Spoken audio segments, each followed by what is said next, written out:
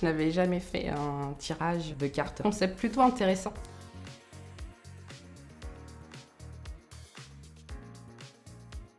Bonjour, moi c'est Annick, je suis DRH chez Superprof depuis à peu près 2 ans. Superprof, donc c'est une entreprise française qui a plus de 10 ans aujourd'hui. C'est une plateforme de mise en relation entre les professeurs et les élèves dans plus de 2000 matières. On commence donc la première carte.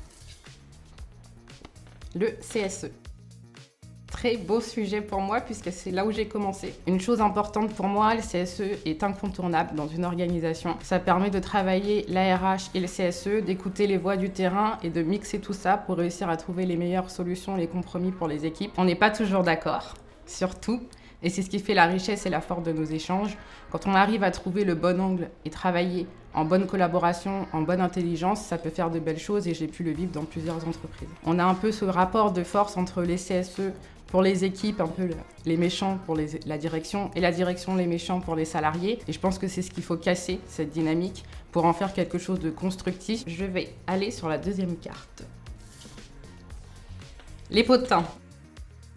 Très compliqué comme sujet pour une DRH, une RH de manière générale. Les potins, ça fait partie de la vie, que ce soit en entreprise ou à l'école ou partout, on en a connu. À nous ensuite de faire attention. Pour moi, les potins, c'est quelque chose qui peut être parfois précieux pour savoir aussi ce qui se passe dans l'entreprise, ce qui se dit. Donc l'idée pour moi en tant que DRH, c'est on ne pourra pas l'empêcher. C'est quand on est dans le flot de tout ça, c'est d'essayer de discuter avec les gens, de faire réfléchir autour de ça. Mon rôle, c'est de protéger tout le monde dans l'entreprise et de faire en sorte que ça ne devienne pas quelque chose qui soit malsain pour les équipes et pour les gens qui sont justement au centre de ces potins. Alors, je la pose ici.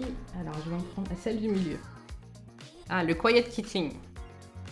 Vaste sujet. Pour moi, c'est le plus gros, guillemets toujours, risque pour l'entreprise et pour sa capacité à innover, et à se réinventer, à se développer. C'est d'avoir des gens qui sont là et des gens dans le bon sens du terme mais qui n'ont pas envie d'être là. Pour moi, c'est pas un phénomène d'aujourd'hui, c'est un phénomène qui existe depuis toujours. C'est juste qu'on le matérialise peut-être autrement et que les gens en parlent alors qu'avant on n'en parlait pas. On reste dans une entreprise pendant 20 ans, 30 ans et on se disait c'est normal, on va rester ici même si on restait sur le même job. Aujourd'hui, les attentes, je pense, du marché et des nouvelles générations ont aussi évolué. C'est pour ça que c'est important au niveau RH, en tant que DRH, d'avoir un dialogue continu avec les managers, avec les équipes, comprendre ce que les gens attendent demain. Donc on parle souvent des fameux carrière pass, etc., qui permettent peut-être justement d'évoluer. Après, il faut aussi être honnête, on peut créer des carrière pass, mais on ne peut pas créer des jobs pour créer des jobs. Donc comment on donne du sens autrement aux personnes, puisque quelqu'un qui vient tous les matins, mais qui n'a pas envie d'être là, c'est compliqué pour l'entreprise, mais c'est dur pour cette personne aussi, et ça je l'oublie pas. De venir tous les matins, de pas avoir forcément envie d'être là, mais qui est là parce qu'elle se dit bon c'est déjà mieux que rien, j'ai un salaire, j'ai des factures comme tout le monde, donc je vais rester là le temps que ça aille mieux. Du coup finalement on rentre dans un cercle vicieux, je dirais, aussi bien pour la personne, aussi bien pour l'entreprise et finalement pour le collectif. Carte blanche, je vais choisir le thème de la mobilité interne.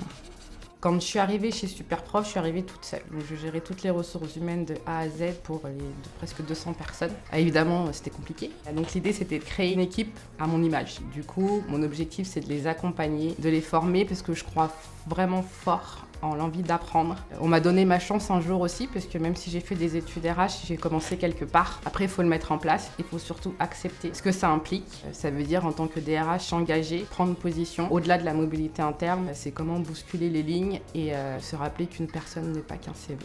Et ça me tient vraiment à cœur.